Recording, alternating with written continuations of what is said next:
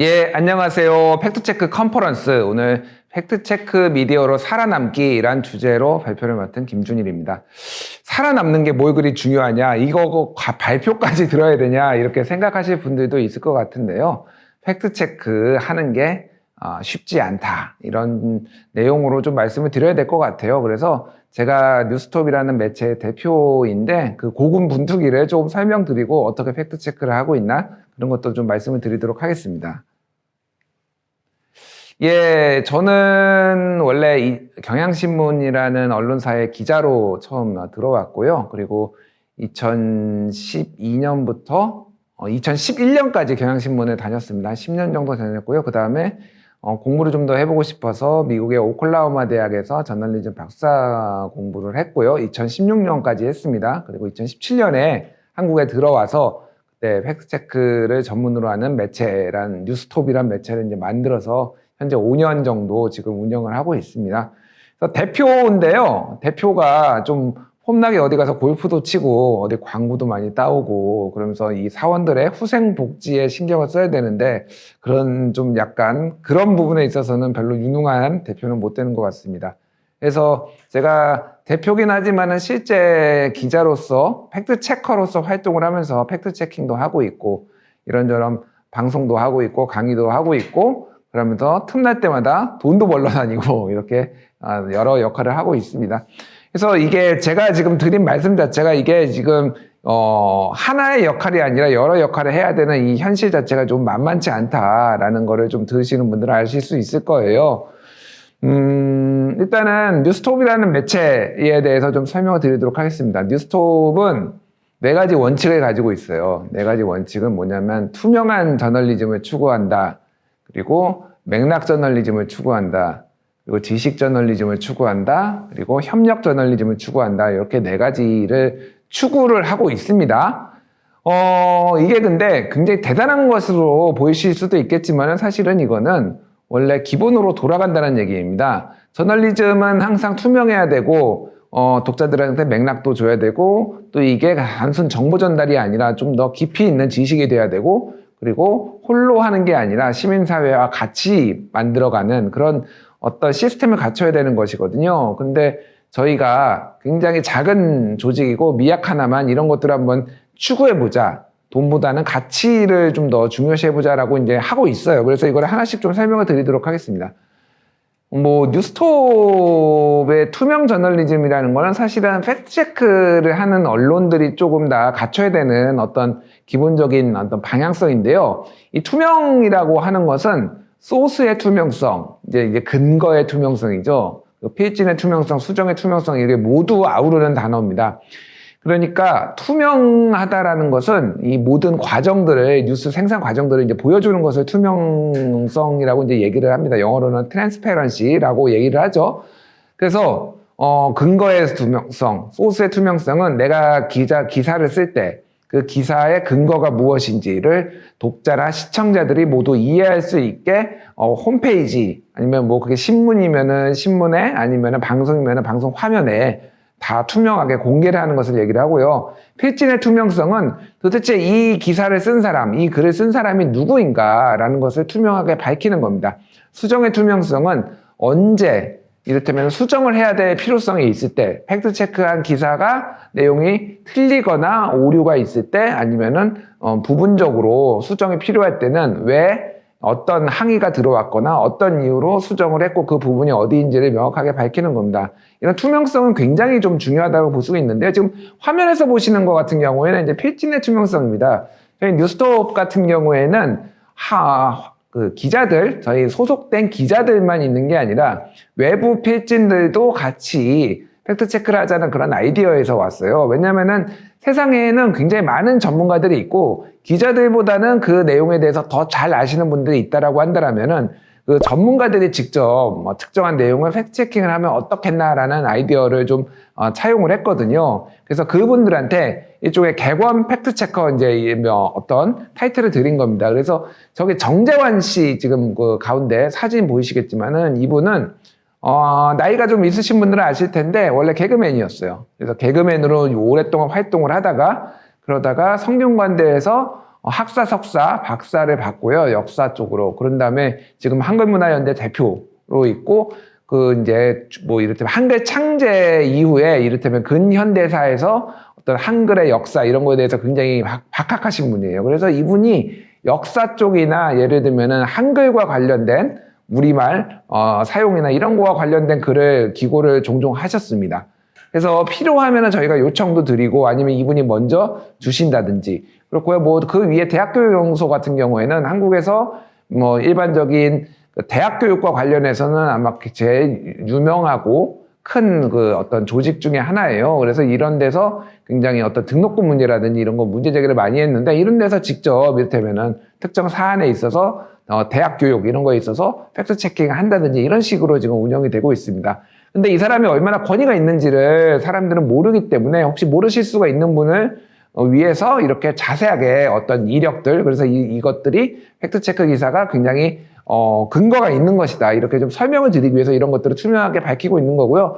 최근에는 지금 많은 언론사들이 이 기사를 쓴 기자가 어떤 사람이다라고 공개적으로 밝히는 경우가 많고 네이버에서도 이를테면 기자 구독하기 버튼 그런 거 보신 적이 있을 텐데 거기에 보면은 어떤 기사를 썼고 뭐 어떤 활동을 했는지 이런 것들을 밝히는 경우가 있죠. 이런 것들이 지금 전체적으로 보면 저널리즘의 투명성이 강화되는 방향으로 가고 있다. 이렇게 이해를 하시면 될 것 같아요. 그래서 요거는 지금 저희가 모시고 있는 어떤 객원 팩트체커 이런 전문가 필진분들의 사진입니다. 그래서 이런 분들이 각계 교수도 있고 이를테면 뭐 시민사회 시민운동 하시는 분들도 있고 굉장히 많은 분들이 그 글을 쓰고 계신다고 이해를 하시면 될 것 같아요. 맥락 저널리즘이란 거는 결국은 팩트체크라고 하는 거는 맥락이 어떤 상황에서 나왔는지를 좀 설명해 주는 거거든요. 그래서 굉장히 세상에는 딱 떨어지는 팩트체크도 있어요. 예를 들면 100% 틀렸거나 100% 맞거나 이런 팩트체크도 있지만은 모든 게 그렇게 칼로 무 자르듯이 떨어지는 게 아니거든요. 그렇기 때문에 맥락을 잘 설명해 줘야 되는 이 기사가 이 상황이 왜 벌어졌고 지금 그래서 어떤 식으로 지금 진행이 됐는지 이런 것들을 설명해 주는 기사가 굉장히 필요합니다. 맥락을 설명을 하려면은 일단은 그 안에 들어가야 되는 내용들, 소스가 풍부해야 되고요. 또 하나는 좀 길어질 수밖에 없습니다. 그래서 예를 들면 좀 예시를 들어놓은 건데요. 팩트체크 체르노빌 사고 사망자 수천 명, 요게 이제 뉴스톱에서 과거에 썼던 기사입니다. 이걸 쓰게 된 계기는 알쓸신잡이라는 그 예능 프로그램에서 체르노빌, 지금 우크라이나 지역에 있죠. 그 체르노빌 원전 사고로 굉장히 많은 사람들이 피해를 보고 수백 명이 죽었다라는 거를 당시에 야당이던 정당이 이 방심위에 이의 제기를 했어요. 불필요한 공포를 자극했다. 그래서 그러면 이게 실제로 얼마나 사실에 부합하는지 여부를 검증할 필요가 생긴 거죠. 그래서 이 내용들을 검증을 했습니다. 당시에 체르노빌에 얼마나 죽었는지 그리고 얼마나 사람들이 피해를 입었는지에 대해서 각종 자료를 다 찾았습니다. 그래서 굉장히 보수적인 IAEA의 어떤 보수적인 것부터 굉장히 좀 진보적인 예를 들면 피해를 굉장히 광범위하게 인정하는 이런 보고서까지 한 굉장히 많은 보고서를 찾아가지고 이 기사 하나 다 넣은 거예요. 그러니까 일반적으로 굉장히 한쪽의 시각만 이렇게 보여주는 경우가 많거든요. 그래서 이게 진보나 보수 아니면 여러 가지 사안에 있어서 대립하는 사안에 있어서 굉장히 편협한 아니면 일방적인 시각을 보여주는 경우가 많은데 팩트체크는 다양한 시각을 담아야 되기 때문에 굉장히 많은 자료들을 넣었습니다. 그래서 결론을 내리지는 못했어요. 이게 틀렸는지 맞았는지. 그렇지만은 이런 이 사안들에 대해서 조금 다양한 관점이 있다 이런 것들을 이제 보여주는 맥락을 보여주는 차원에서 이렇게 했습니다. 오른쪽에 있는 사진은 한국이 맥락 저널리즘을 구현하는 데 있어서 굉장히 좀 인색하다라는 거를 보여주기 위해서 과거에 제가 컨퍼런스에서 발표했던 자료를 좀 인용을 한 건데요. 같은 날 홈페이지에 가장 톱에 걸려있던 기사들을 지금 보여준 겁니다. 왼쪽에는 뉴욕타임스고요. 가운데는 조선일보고요. 오른쪽에는 뉴스톱이었는데요. 이런 거 같은 경우에는 예를 들면 뉴욕타임스 같은 경우에는 기사 하나에 하이퍼링크가 8개, 트위터가 2개, 사진이 1개, 동영상이 1개 이런 식으로 해서 다른 기사들을 참고를 해가면서 이게 어떤 맥락에서 나왔는지 이렇게 이해를 하기 쉽게 이렇게 해놨어요. 이게 팩트체크 기사가 아님에도 불구하고 이렇게 많이 해놨는데 조선일보, 제가 조선일보를 비판하기 위해서 하는 건 아니지만은 대한민국의 1등 신문이라고 하지만은 이런 부분에 있어서는 굉장히 인색하다. 왜냐면 그냥 속보 위주로 한국이 지금 저널리즘이 기사가 생산되고 있기 때문에 그래서 사진 한 개, 표 하나밖에 없었습니다. 뉴스톱 같은 경우에는 그때 뭐 저 기사를 하이퍼링크 13개, 사진 2장 이렇게 이제 썼는데 뉴스톱이 잘했다 그런 거를 떠나가지고 저널리즘은 다른 나라는 다 저렇게 가고 있는데 우리나라만 지금 조금 너무 속보 중심의 이런 기사 생산 양식에 머물고 있기 때문에 저널리즘이 좀 바뀌어야 된다. 이런 어떤 문제의식을 가지고 있다. 이렇게 말씀을 드리겠습니다.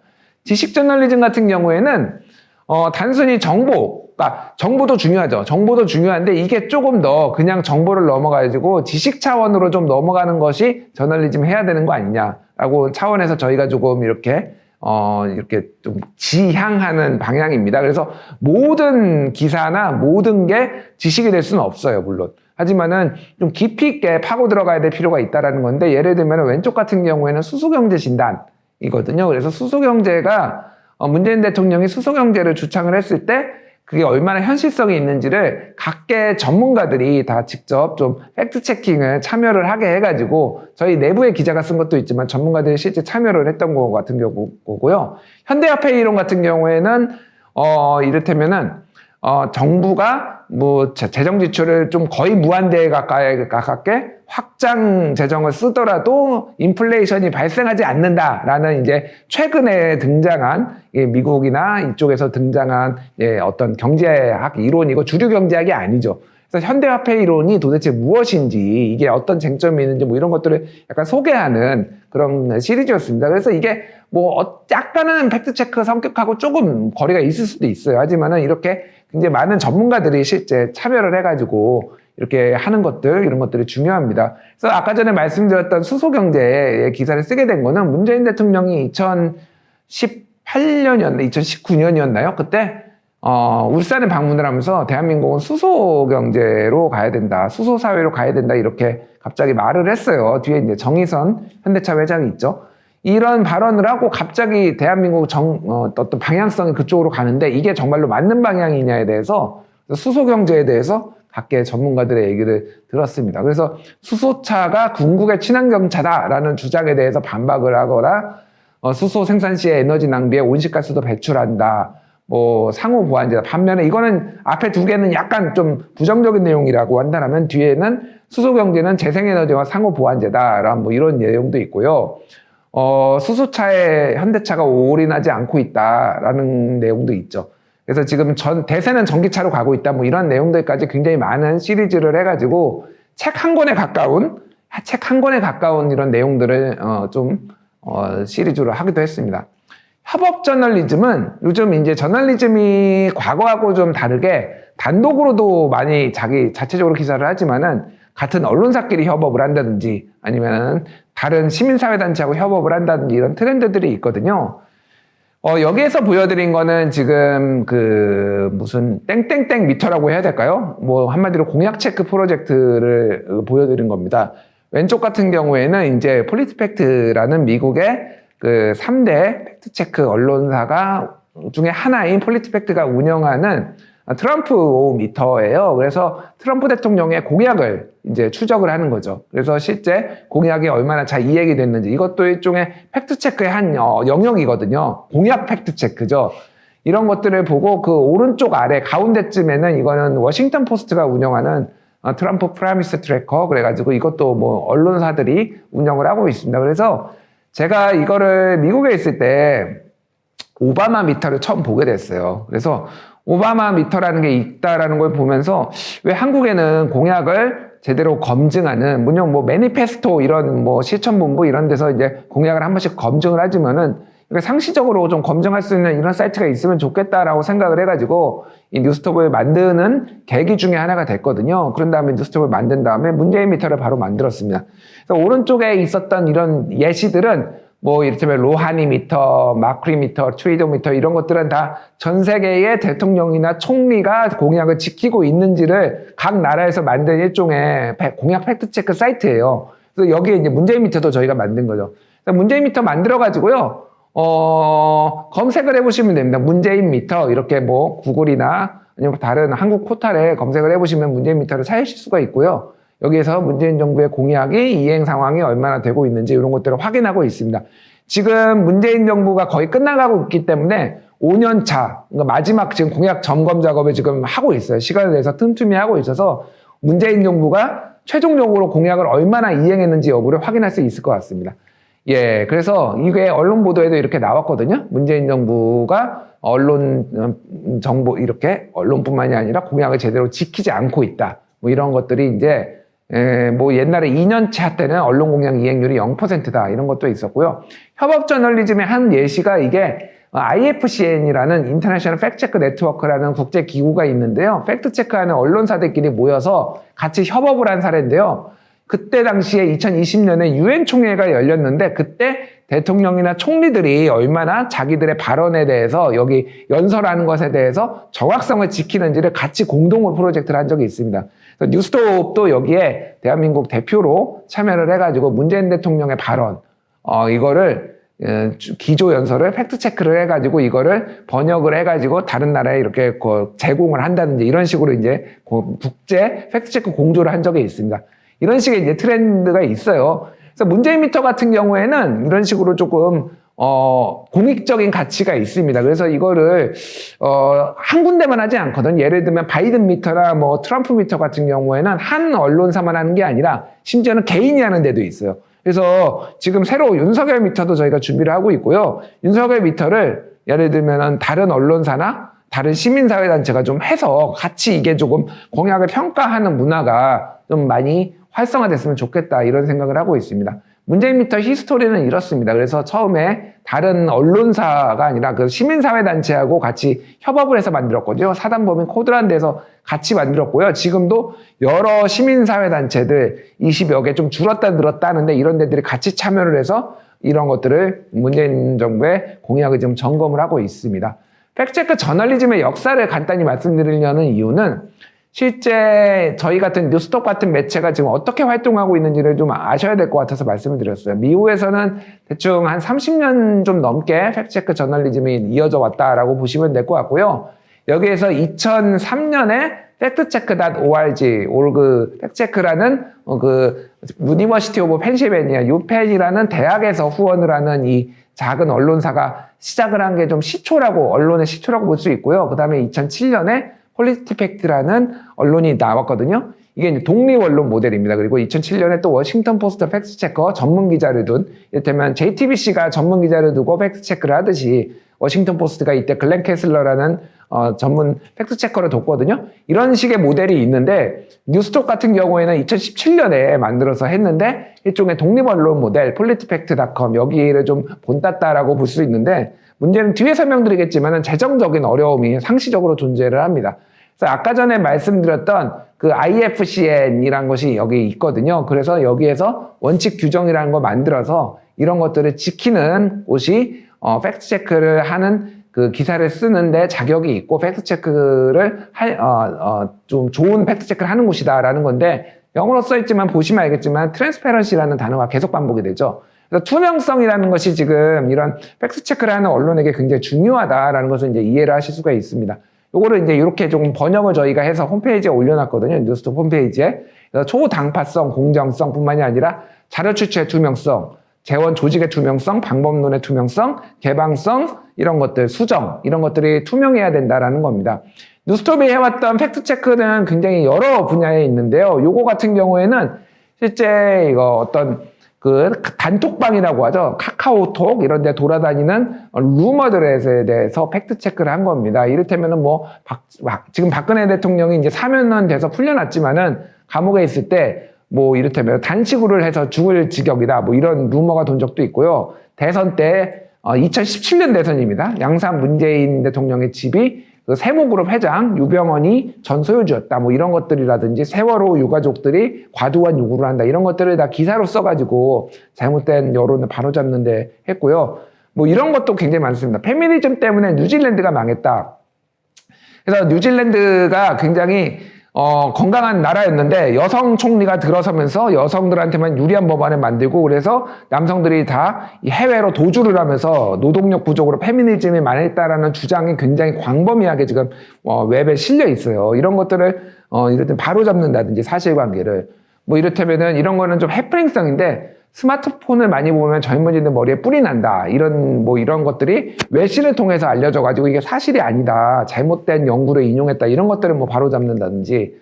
이를테면은 뭐 미국의 국방대학에서 한미일 핵 공유를 제안을 해가지고 이게 정치권에 대정부 질의로 나오고 뭐 그러면서 근데 이거 사실이 아니었거든요. 근데 이런 것도 뭐 정치적인 사안이지만 팩트체크를 한다라든지 이거 같은 경우에는 일종의 방사능 팩트체크인데 뭐였냐면은 좀 사진을 보시면 알겠지만 이게 일본 후쿠시마 지역이거든요. 그래서 저 지금 빨갛게 보이는 데가 후쿠시마 원전이고요. 뉴스톱이 19년 코로나가 있기 직전에 저 방사능 유출 지역에 민간인이 들어갈 수 있는 가장 가까운 곳에 갔습니다. 그래서 지금 파랗게 보이는 게 차를 렌트를 했어요. 차를 렌트를 한 다음에 방사능 측정 기구를 차에 달고요. 그런 다음에 돌아다녔습니다. 후쿠시마를. 그래서 실제 어디가 위험한지 어디가 안 위험한지 왜냐하면 그때 도쿄올림픽이 열리기 전이었고 그래서 굉장히 불안감이 많이 확산되어 있는 상황이었어요. 그래서 실제 방사능을 측정을 해서 저 빨갛게 된 데가 위험한 데라고 보시면 됐고요. 파란 데는 안 위험합니다. 그래서 반경 한 10km 정도만 위험하고요. 나머지 지역은 안 위험하다라는 거를 일종의 방사능 검증을 했습니다. 그래서 한 일주일 넘게 저렇게 후쿠시마 지역을 차로 돌아다녀서 검증을 한 이런 사례고 요거를 이제 지도로 만들어가지고 그래서 이렇게 좀 보여주기도 한다든지 이런 작업들도 했고요. 지금 코로나가 굉장히 이제 많이 퍼졌을 때는 코로나19와 관련된 어떤 상술들이 굉장히 많았거든요. 그래서 대추차를 마시면 코로나19가 낫네. 그리고 뭐 저거는 이제 무슨 상품인데 뭐 저런 거를 저 상품을 쓰면은 공기청정기인데 100% 안전하다. 뭐 이런 이런 제품들을 아니면 이런 바이러스 패치를 붙이면은 코로나가 또 막을 수 있다. 아니면 저런 코에다가 꽂는 거를 끼우면은 코로나를 막을 수 있다. 이런 것들을 기사로 써가지고 일부는 지금 재판 중에 있습니다. 예, 식약처에서 고발을 해가지고 저희 뉴스톱이 기사를 써서 그래서 이런 방역에 조금 도움이 되는 방향으로 팩트체크를 했고요. 이런 식의 루머, 18세 미만 코로나 백신을 금지했다라는 이런 거짓 루머도 팩트체크를 많이 했습니다. 뭐 이를테면 부항을 뜨면은 백신 성분이 빠진다. 이런 루머들도 했고요. 그래서 저희가 코로나 백신에 대한 가짜 정보가 너무 많아서 그런 것들을 전문적으로 검증하는 코로나 백신 포털을 좀 관련된 정보만 모아두는 이런 것들을 운영을 했고요. 이제 더 이상 필요가 없기 때문에 조만간 닫을 생각인데 그래서 많은 어떤 언론사 관계자들이나 이런 분들이 많이 와가지고 이런 것들을 여기서 정보를 많이 얻어가는 그래서 그런 공익적인 좀 활동도 했습니다. 그래서 백신 거부자들을 설득하는 법 이런 거는 미국에 있는 FDA나 이런 자료들인데 이런 것들을 번역을 해가지고 저희가 소개를 한다든지 이런 뭐 기사를 쓰기도 했고요. 자, 그래서 궁금하신 거는 여기까지 보셨습니다. 시간이 많지 않아서 짧게 뉴스톱은 뭘로 먹고 사느냐라고 궁금해하시는 분이 있을 것 같아요. 먹고 살기 힘듭니다. 예. 자, 광고를 저희한테 따로 주시는 어떤 기업들이 있지 않아요. 왜냐하면 광고라는 것은 결국은 우리한테 우호적인 기사를 써주는 그런 언론사한테 주는 거잖아요. 근데 저희가 무슨 경제부 기업들을 따로 운영하고 있지 않기 때문에 많은 부분은 저희가 뭐 따로 프로젝트를 한다든지 아니면은 후원에 의존하고 있습니다. 대한민국은 이거는 예전에 로이터 저널리즘 연구소라는 영국의 저널리즘 관련 연구소가 2019년인가 제가 확실치 않습니다. 그러니까 2020년 아니면 19년에 조사를 한 건데 좋아하는 언론사가 비용을 충당하지 못한다면 기무에 참여하겠다는 비율이 전 세계에서 가장 높았습니다. 이거 비율이 좀 항상 바뀌긴 했는데 한마디로 얘기하면은 저널리즘에 대해서 만족하지 못해서 내 돈을 털어서라도 지원을 하겠다라는 저널리즘에 대한 불신도하고 사실은 상관이 있는 거예요. 그렇기 때문에 이런 부분들이 사실은 이런 뉴스톱 같은 매체가 운영되는 데 있어서 상당히 도움이 될 수도 있다라는 겁니다. 그래서 저희가 후원을 이제 뭐 받고 있고요. 지금은 일종의 구독 저널리즘이란 것이 뜨고 있는데 구독이 아니라 후원이라도 저희가 이제 받는 방식으로 운영을 해보고 있습니다. 그래서 뉴스톱이 굉장히 재정적으로는 좀 독립이 쉽지는 않은데 이거를 일종의 한국의 저널리즘의 어떤 실험으로 저는 생각을 하고 있어요. 그래서 여기에서 뉴스톱 같은 매체가 살아남을 수 있다라면은 어떤 식으로 또 다른 새로운 뉴스톱, 새로운 매체들이 탄생하는 데 좀 도움이 될 수 있지 않을까. 그래서 이런 것들을 모아서 나중에 추후 백서로도 한번 만들어서 해볼 생각입니다. 그래서 쉽지 않다. 공익적인 활동을 하면서 돈을 버는 거는 쉽지 않다라는 결론. 약간 우울하지만은 그래도 조금 더 많은 사람분들이 팩트체크에 좀 더 이렇게 헌신했으면 좋겠다, 이런 말씀으로 저는 오늘 강의를 마치도록 하겠습니다. 오늘 시청해 주셔서 감사합니다.